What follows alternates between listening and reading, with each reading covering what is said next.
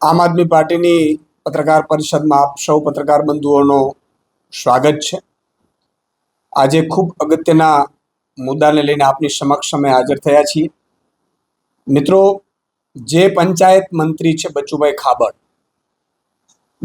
ખાબડ પંચાયત મંત્રી છે અને એમના દીકરાઓને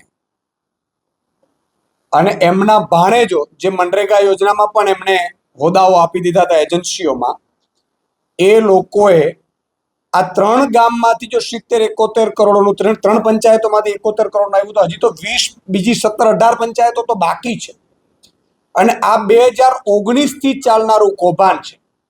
આ કૌભાંડનો અંદાજે 300 થી 400 કરોડ રૂપિયા સુધી પહોંચે એવી શક્યતા છે અને ઓન પેપર બતાવ્યું છે કે ભાઈ જ્યાં એ લોકોએ પૈસા લઈ લીધા છે અને કામ થયું નથી। એક વાત ઈ થઈ, પંચાયત મંત્રી હોવા છતાં બચુ ખાબડ પોતે એવું કહે છે કે ભાઈ મને ખબર નથી, આ તો મારા દીકરાઓએ શું કર્યું।